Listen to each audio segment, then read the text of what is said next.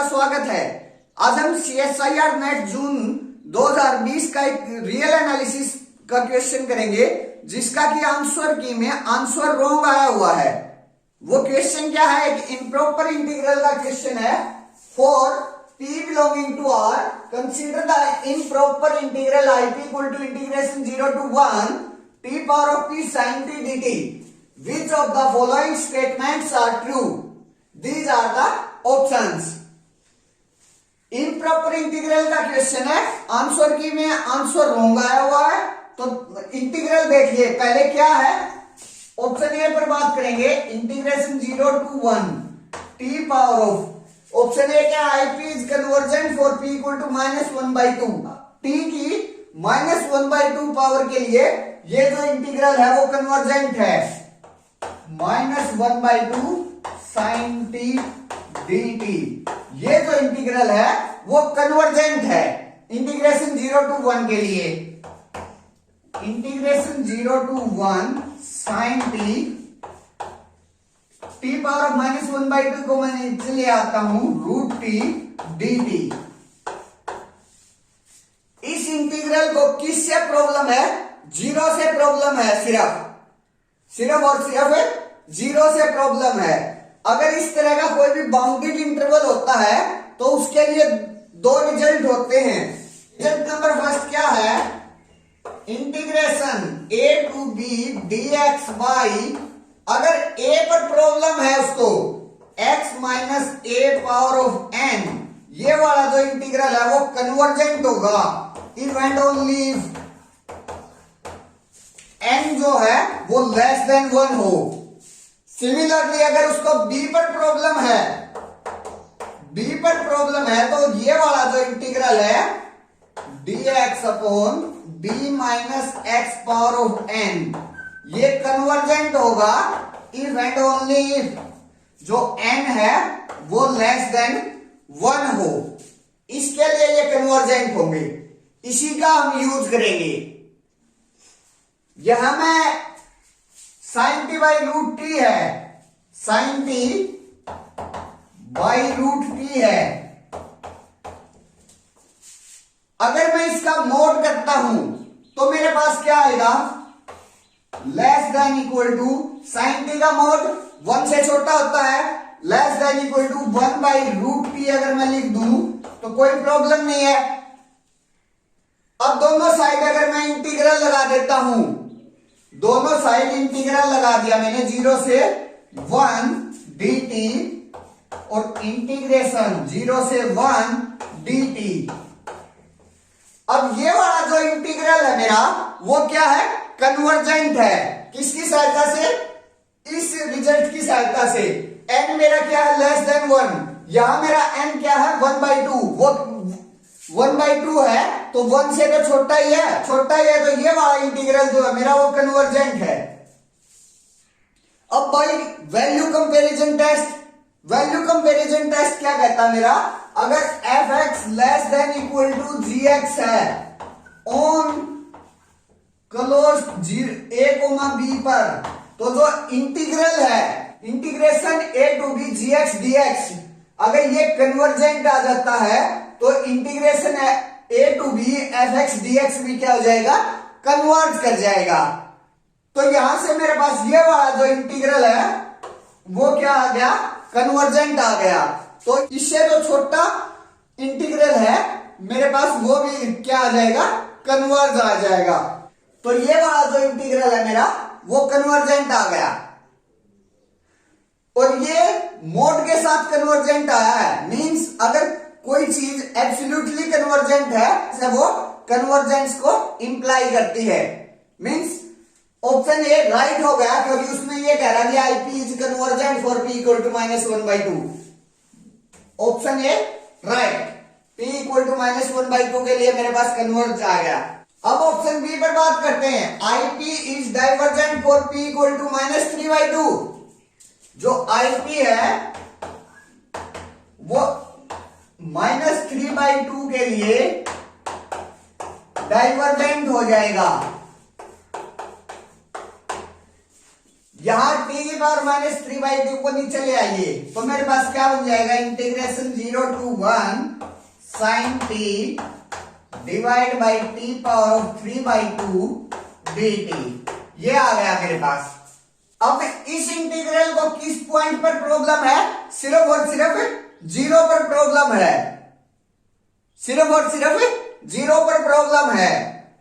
तो अब देखिए, अगर मैं लिमिट कंपैरिजन टेस्ट लगाऊं, लिमिट अगर किसी भी इंटीग्रल को x टेंडिंग टू a पर प्रॉब्लम है तो x tending to a, limit x tending to a fx by gx करूं, अगर वो इक्वल टू l आ जाता है और जो l है वो नॉन जीरो और फाइनाइट होता है, नॉन जीरो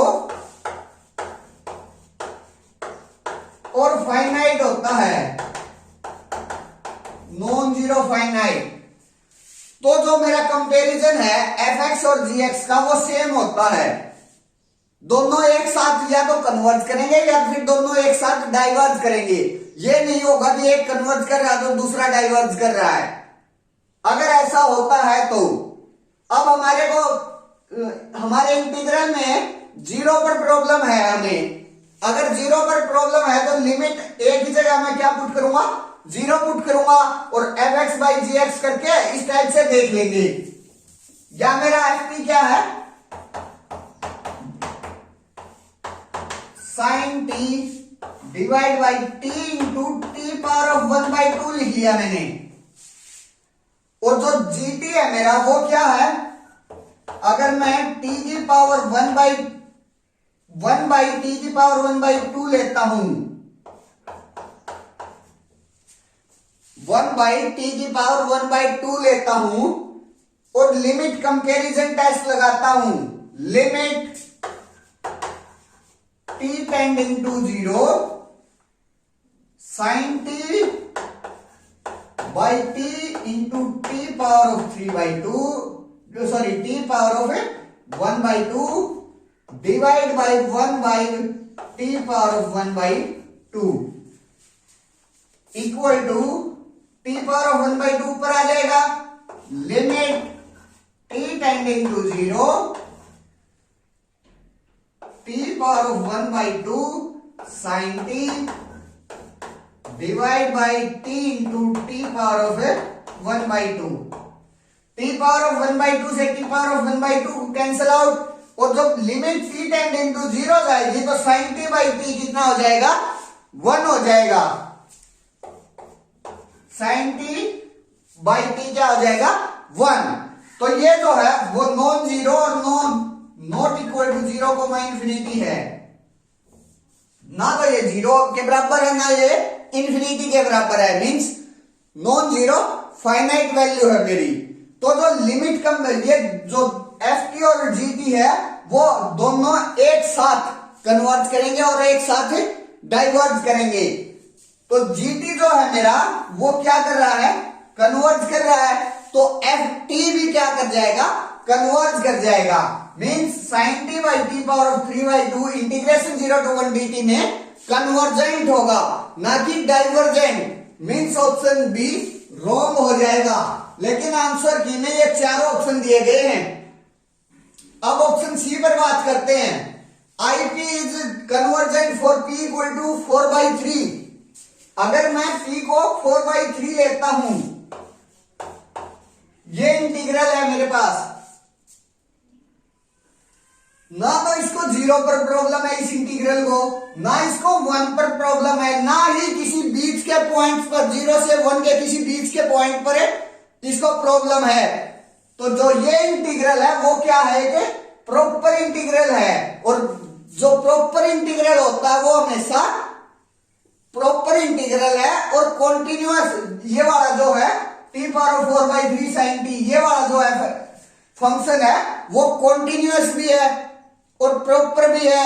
तो ये जो इंटीग्रल है वो पक्का कन्वर्जेंट हो जाएगा।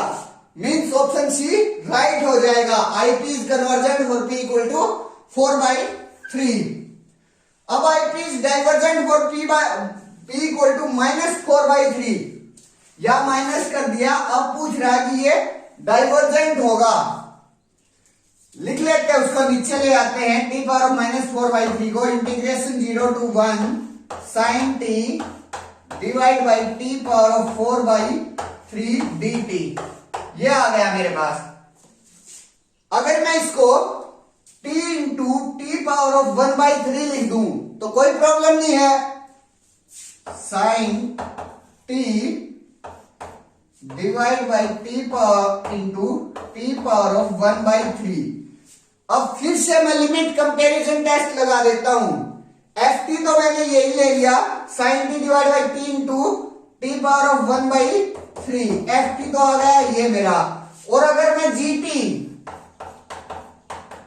1/t पावर ऑफ 1/3 ले लेता हूं और f t by g t करता हूं, f T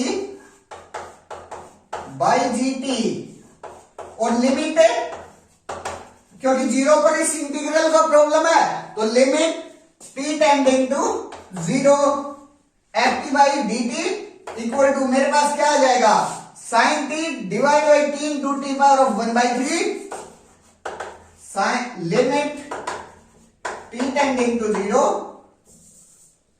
sign t divide by t power of 1/3 divide by 1/t power of 1/3। जो t पावर ऑफ 1/3 है वो ऊपर साइन टी के साथ मल्टीप्लाई हो जाएगा। तो मेरे पास क्या आ गया, limit t tending to 0 t power of 1/3 sine t divide by t power of 1/3, एक t और रह गया था, इंटू t। तो t power of 1/3 t power of 1/3 से कैंसिल आउट, और जो limit t tending to 0 sine t by t है वो क्या आती है मेरी 1 आती है, जो कि नॉन जीरो फाइनाइट है।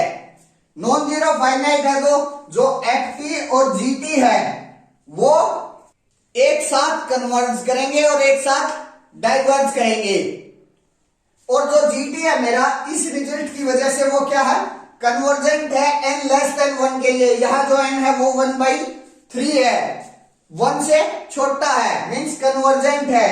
तो जो मेरा जीटी कन्वर्जेंट आ गया तो एफटी भी क्या आ जाएगा, कन्वर्ज आ जाएगा।